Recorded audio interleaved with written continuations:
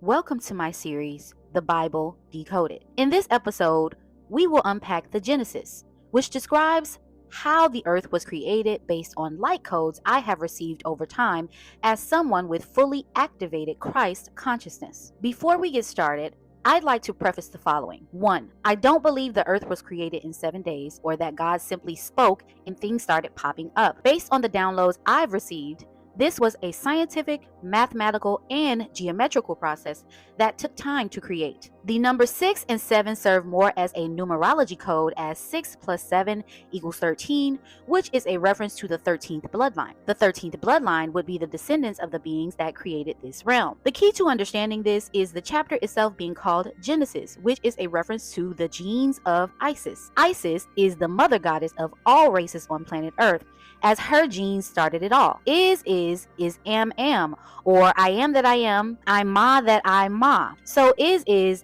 actually Mama, who is the mother of all. The children of Isis are called Israel, which means Isis, Ra, and El. Mama, the sun, and the elements, or you could say Elohim. 2. Saying God just spoke and everything happened automatically is intentionally placed to make this process appear mystical and magical. This is done purposely in scripture to unground your belief. If the logical process is removed that anchors your thoughts in things that can be measured, you are more prone to believe in fantasy, which makes you more susceptible to deception or just accepting fluffy explanations that sound and feel good. This type of thinking is at the core of most religious and spiritual beliefs.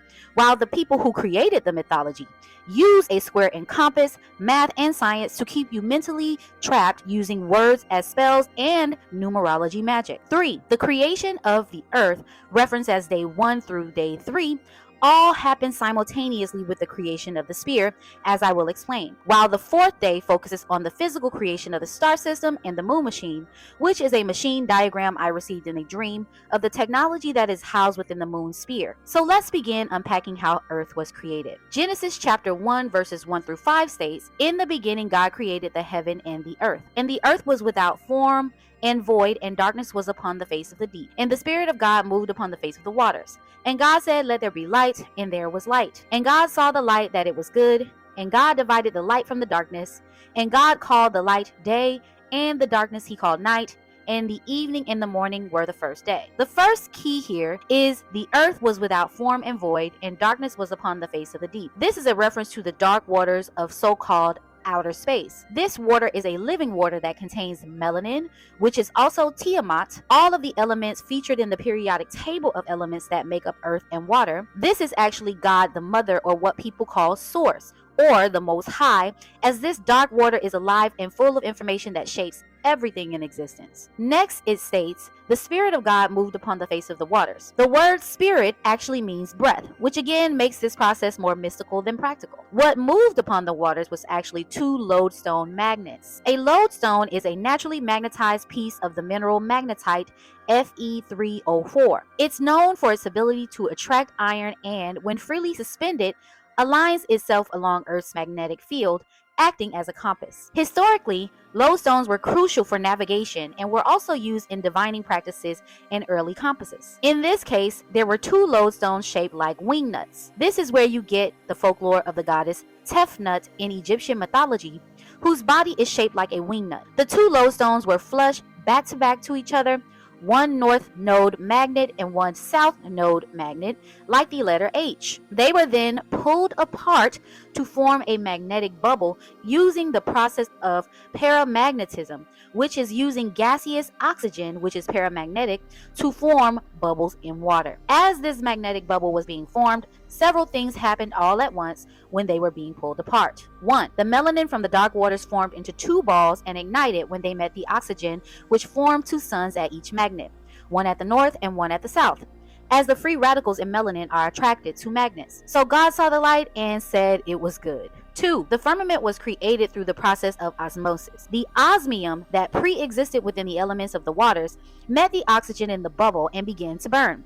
When this happens, it creates osmium tetroxide, or OSO4, which is a crystal formation. This made a dome or terrarium type space that was contained so that life could flourish. This also divided the waters from the waters, so there is a layer of clear water in the dome that was filtered out and exists behind the glass but held within the sphere. 3. As the magnets parted, the elements that were already in the void were sifted out and smashed into the middle of the bubble, which created the dry land. It is all the elements smashed together which creates Earth's crust. Metals are naturally included here, which is what we call tectonic plates. The uneven terrain of Earth confirms that this was smushed together. 4. Once the dry land smushed into the center, you now had land that began to dry. I believe that the dark waters also contained seeds. So once the terra was formed, and the seeds now had oxygen, sunlight, and moisture inside the terrarium, they naturally began to sprout and brought forth trees, fruit trees, and grass after their kind. Third day complete. Genesis chapter 1 verses 14 through 22 documents the creation of Earth's simulation. This is where things get super technical. And God said, "Let there be lights in the firmament of the heaven to divide the day from the night, and let there be for signs and for seasons and for days and for years, and let them be for lights in the firmament of heaven to give light upon the earth." And it was so. And God made two great lights, the greater light to rule the day and the lesser light to rule the night. He made the stars also. And God set them in the firmament of the heaven to give light upon the earth, and to rule over the day and over the night, and to divide the light from the darkness. And God saw that it was good.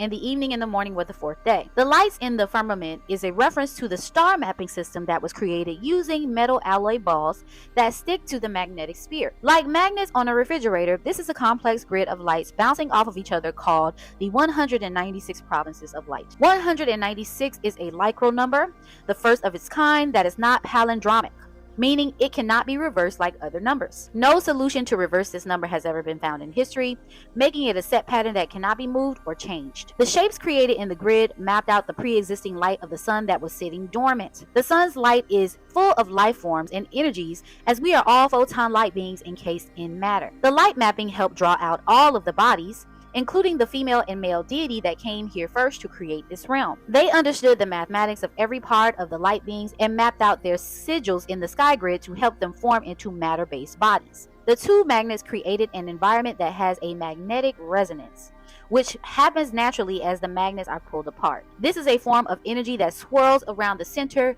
creating a magnetic vortex or wormhole with dipolar poles. This is where you get mythologies of inner Earth at center north being a portal into the underworld. Remember, the Earth's crust has two sides to it, and there is a realm below with the sun that exists within the sphere. This vortex creates centrifugal force, or G-force, that makes the matter or elements move, looking for the path of least resistance, like a form of cymatics or sound resonance. So once the light mapping of the star system was complete, all life began to show or spring forth as the matter-based elements from the dust of the ground cleaved onto the light bodies. Naturally, the environment had oxygen, so of course, air entered their nostrils. Now on to the moon machine, which is a download I received in a dream about the machine that is housed in the alloy metal ball called the moon. The alloy ball this machine is housed in is called a lesser light, also sticks to the magnetic sphere. It moves back and forth like a lighthouse lamp, shining its light onto the alloy star balls of the grid, which act as projector screens. This machine contains the element xenon,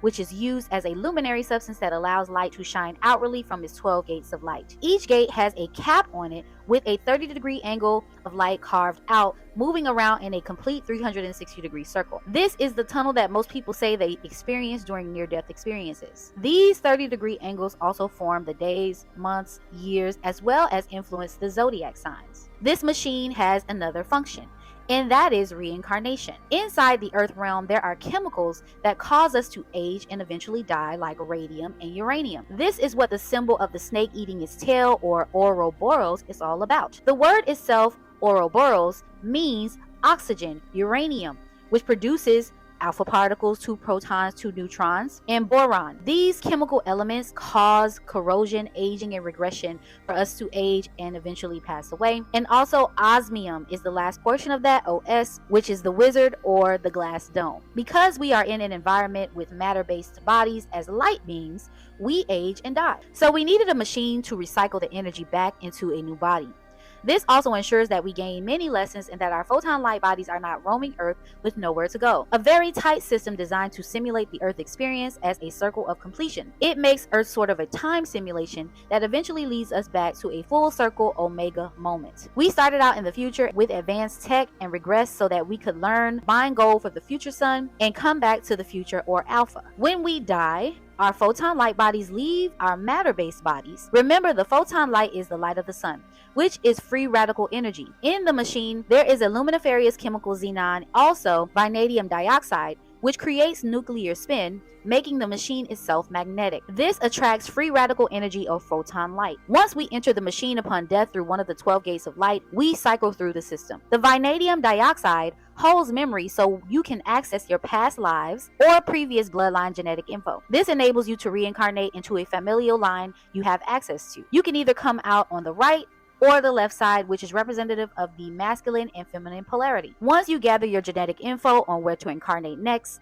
you leave one of the gates and your energy goes into the womb space of a relative. This is what you call climbing Jacob's ladder or the ladder of lights. In essence, this is a time machine that allows you to be born again or become a child again. Your energy waits inside the machine until the signature frequency of your photon light body matches the frequency alignment of the star system. It must be a wavelength match of light in order for you to come out of the machine and enter a body. The timing of the light grid and your life path is pre-mapped out in the stars based on when your energy was first spawned in the realm. The reason you must wait to leave the machine is Earth's magnetic resonance is a tight system, so there's no room to re-enter until the wavelengths of light align with yours. Once the moon machine was set up and the light grid mapped out, all of life began to spring forth as described in Genesis chapter 1, verses 20 through 31. The text that reads, "And God said, let us make man in our image after our likeness, and let them have dominion over the fish of the sea, and over the fowl of the air, and over the cattle, and over all the earth, and over every creeping thing that creepeth upon the earth. So God created man in his own image, in the image of God created he him, male and female created he them," is describing the two God beings that came here to create earth realm, mapping out their own physical bodies or their avatars. This text speaks to them physically materializing their own image, as well as replicating themselves by birthing children or new light beings into the realm. They also have dominion as the original blueprint of God himself, herself, the most powerful beings on earth. Earth is a closed system.